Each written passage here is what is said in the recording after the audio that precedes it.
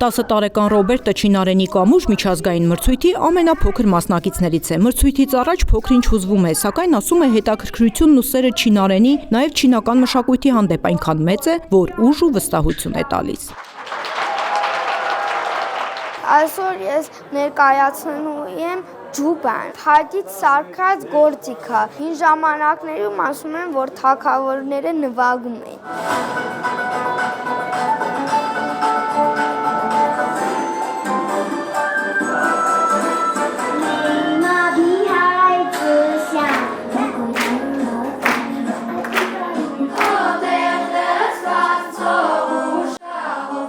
Չինարենի կամուրջ միջազգային մրցույթի հայաստանյան փուլի կազմակերպիչն է Հայաստանում Չինաստանի դեսպանատունը, համակարգողը Բրյուսովի անվան պետական համալսարանի Կոնֆուցիոսի ինստիտուտը։ Այս մրցույթն աշխարհի խոշորագույն չինարենի մրցույթներից է չինարեն սովորող օտարերկրացի ուսանողների ու աշակերտների համար։ Այն համախմբում է չինարենի եւ չինական մշակույթի նկատմամբ հետաքրքրություն ունեցող տաղանդավոր ուսանողների եւ աշակերտների աշխարհի տարբեր ծայրերից։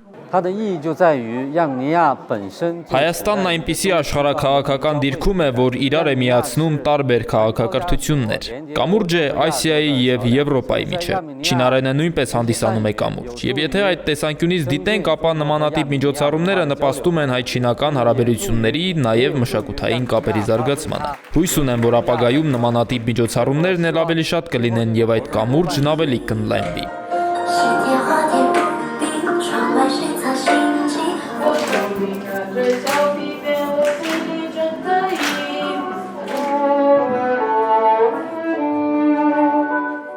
Հայաստանի տարբեր բուհերի եւ դպրոցների մասնակիցները ներկայացրեցին իրենց չինարենի իմացությունը, մշակութային գիտելիքները, երգեցին, պարեցին, իսկ բեմական կատարումներն արտացոլում էին չինական մշակույթի ամբողջ հմայքն ու խորությունը։ Առհասարակ չինարենի դասավանդումը եւ ուսուցումը անկախության շրջանի երևույթ է, Հայաստանի անկախության, եւ պիտի ասել, որ այդ հետաքրքրությունը տարեցտարի ավելանում է։ Ինձ թվում է Չինաստանի հզորանալը, մշակութային հզոր ժառանգությունը, պատմությունը եւ աշխարհաքաղաքական այս փոփոխությունները տրամադրում են եւ Չինաստանն էլ շատ մեծ ջանք է գործադրում իր լեզուն եւ մշակույթը աշխարհում տարածելու ուղղությամբ։ Չինարենի կամուրջ մրցույթը դրա վկայություններից մեկն է, թե ինչպես կարող է 8-10 տարեկան երեխան չինարեն խոսել, հաղորդակցվել կամ երգել։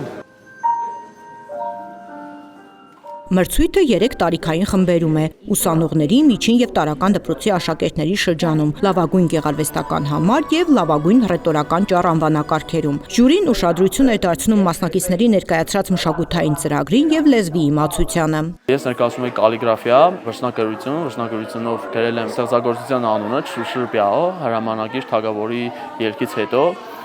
եւ բանաստեղծությունը անգիր ասել։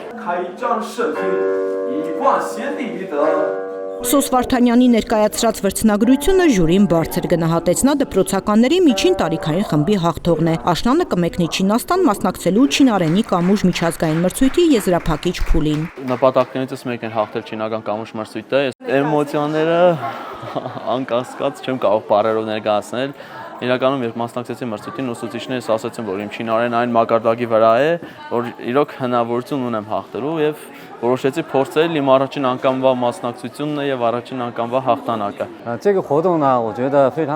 Կարծում եմ, որ շատ կարևոր եւ հետաքրքիր միջոցառում է։ Իսկապես հիանում եմ բոլոր այն աշակերտներով եւ ուսանողներով, որոնք սովորում են չինարենն այս բարդ լեզուն։ Նրանք փաստորեն տիրապետում են աշխարհի երկու ամենադժվար լեզուներին՝ հայերեն եւ չինարեն։